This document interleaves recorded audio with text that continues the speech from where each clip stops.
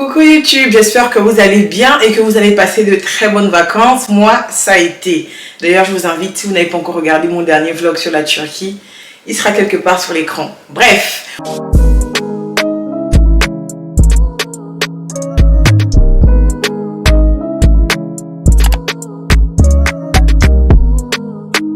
Aujourd'hui, on n'est pas là pour parler des vacances, au contraire, on est là pour parler de la rentrée scolaire, de tout ce qui touche à l'école. Alors, pour cette rentrée des classes, je voulais faire une vidéo un peu différente de celle qu'on a vue sur plusieurs chaînes sur YouTube. Je n'invente rien bien sûr, mais je voulais parler de mon parcours scolaire, partie 2. Je voulais un peu rentrer dans les profondeurs. Ah ouais, non. En gros, je voulais parler de ce que j'ai eu à faire après mon master 2, concrètement ce que j'ai eu à faire, les postes que j'ai occupés pour donner une idée à quelqu'un de ce qu'il pourrait faire après ses études. C'est pour cela que j'ai intitulé cette vidéo que faire après un master 2 en commerce international. J'ai discuté avec mes camarades de promo et moi-même mon expérience. Du coup, c'est ce que je vais un peu vous expliquer en ce début de vidéo. Je trouvais que c'était une vidéo de rentrée un peu différente des autres parce que je vous montre pas comment j'ai mes fournitures, enfin de toute façon je suis même plus à l'école, tout ça. Donc voilà. Bon. Alors pour la petite histoire et pour tous ceux qui tomberaient ici pour la première fois, je m'appelle Lisienne et je fais des vidéos sur YouTube depuis peu et je parle un peu de tout ce qui touche au lifestyle. Pour ce qui est de mon parcours scolaire, j'ai déjà fait une vidéo complète là-dessus. Je vous invite à aller la regarder. Je la mettrai dans le petit i juste en haut, quelque part sur l'écran.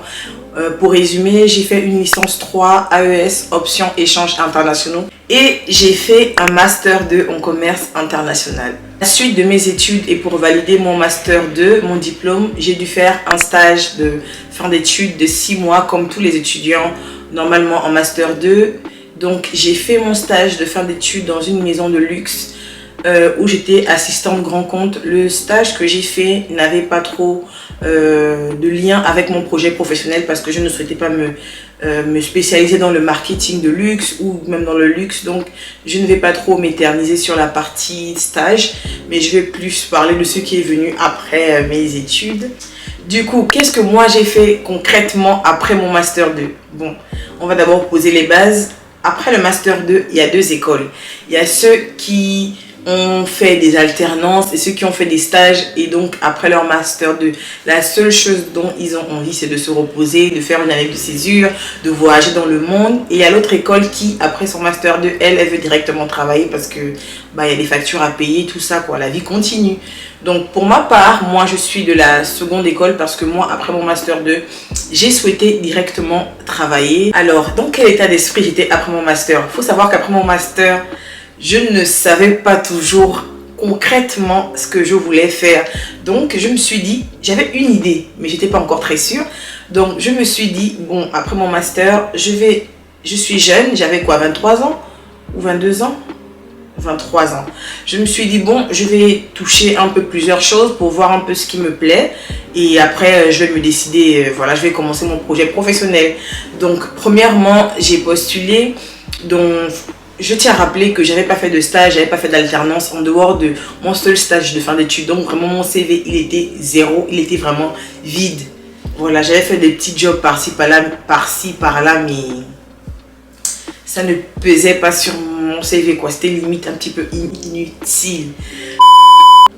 Après mon master, je cherchais des postes dans tout ce qui était assistante commercial, assistante achat, assistante développement des ventes, ADV, administration des ventes, un peu tout ce qui touche au commercial, mais pas en tant que responsable, mais en tant qu'assistante, voilà. Parce que vraiment, je connaissais rien. Et en cherchant, j'ai été contactée par une boîte d'intérim avec qui ça s'est très bien passé. J'ai fait 2 CDD de 6 mois. J'ai travaillé dans la grande distribution au sein d'une grande boîte dans la grande distribution, voilà. J'étais du coup assistante chef de produit. Je travaillais avec un chef de produit au quotidien. Mes missions en gros c'était de m'assurer que on reçoit les offres d'appel à temps, de contacter les fournisseurs pour la gestion d'appel d'offres. Et vous savez, il y a une période de l'année où on avait ce qu'on appelle les négociations commerciales. Et du coup mon travail c'était de préparer un petit peu le dossier que mon chef de produit allait apporter aux négociations, vérifier avec le juridique, avec nos services juridiques que tout allait bien. En gros, quand j'étais assistant chef de produit, mes missions, c'était pas des trucs, on va dire, de ouf. C'était des trucs assez simples. Création de produits. En fait, je travaillais au sein d'une catégorie de produits et mon but, c'était de veiller à tout ce que... de veiller à ce que nos produits, par exemple, soient bien référencés, soient bien créés, voilà. Faire ces petites choses-là, envoyer du courrier. En fait, c'était des tâches, mais c'était pas très poussé, voilà. Et moi, je me suis dit, quoi, bon, comme une première expérience, c'était vraiment très intéressant pour prendre la main et puis pour voir un peu comment ça se passait dans le monde du travail. Ce poste, le salaire était environ de 1560 € net par là. Et comme j'étais encore dans mon petit studio étudiant à l'époque, moi ça me convenait parce que ça coûtait pas très cher. Donc ça m'allait. Et du coup, après un an, j'ai un peu eu marre parce que je trouvais que j'avais fait le tour de mon travail et puis il n'y avait pas de possibilité d'évolution. Honnêtement, il n'y avait pas de possibilité d'évolution pour mon poste. Donc je me suis dit que je savais que ce qui me faisait vibrer moi, c'était tout ce qui avait attrait à l'international et travailler dans un domaine où en tout cas il y aurait de l'international parce que j'ai quand même appris des langues, enfin je me suis cassé la tête à apprendre des langues pendant mon cursus. Donc je me suis dit bon, là je travaille dans la grande distribution, ok, en tant qu'assistante chef de produit, mais bon, j'ai envie de voir autre chose, voilà, je sais que je vais pas durer là-dedans. Du coup, j'ai commencé à postuler dans tous les postes, dans tout ce qui avait attrait à l'import-export. Donc j'ai trouvé un travail dans une boîte d'import-export et concrètement, au quotidien, mes missions, c'est, comme son nom l'indique, c'est de gérer l'introduction des marchandises dans un pays A à un pays B, vraiment tout ce qui va accompagner cette expédition-là, par exemple, à la gestion de, comment ça s'appelle, à la gestion des documents. Et vous savez, d'un pays à un autre, les législations sont différentes, les nomenclatures sont différentes, les conditions douanières sont différentes. Donc mon travail aujourd'hui, c'est de m'occuper de ça. Par exemple, si j'expédie un colis de la France au Japon, ce sera différent de si je l'expédie du Japon, je sais pas moi, à Taïwan, voilà. C'est pour donner un exemple. Donc mon travail, c'est de veiller à ça, de m'occuper d'une commande, par exemple, de sa réception, de la réception de la commande, jusqu'à sa livraison chez les clients. Et il se peut même que la commande ne passe pas par notre bureau en France, voilà. Ça part la commande, elle part depuis l'usine, donc c'est aussi beaucoup de relations avec plusieurs parties, avec les fournisseurs, avec les transporteurs, avec l'usine. C'est vraiment très vaste, vraiment très varié. Et ce qui est bien dans ce travail, c'est qu'au quotidien, on parle anglais. Bon, je ne suis pas... Voilà, je ne suis pas super bilingue en anglais, mais c'est quand même bien de pratiquer l'anglais parce que je me dis que enfin ce que j'ai appris à l'école me sert. Et aussi, ce qui est bien dans ce travail, c'est que les journées ne se ressemblent pas, c'est que tu apprends une autre langue et tu apprends l'anglais des affaires. Franchement, c'est très très très intéressant, c'est un nouveau vocabulaire, c'est bien, c'est doux. Franchement, je vous conseille, si vous hésitez encore, si vous ne savez pas si vous voulez travailler dans ce domaine-là, franchement, foncez. Déjà, si vous avez atterri sur cette vidéo, c'est que l'international, c'est un domaine qui vous parle, donc foncez. Pour résumer, c'est un domaine qui est très intéressant parce que vous aurez des interlocuteurs différents, vous ne ferez pas la même chose tous les jours, et quand vous travaillez avec l'international, c'est différent tous les jours, quoi. Vous apprenez tous les jours et vous pouvez évoluer rapidement. Et aussi, dans ce domaine, chose très importante, la rémunération est déjà mieux que celle que je vous ai citée précédemment. Vous pouvez commencer, si vous avez un bac plus 5, vous pouvez commencer par 2500 brut par mois, c'est ce qui est déjà bien. Et si vous êtes correct, si vous êtes quelqu'un de carré, ça peut augmenter très vite, très vite en fait.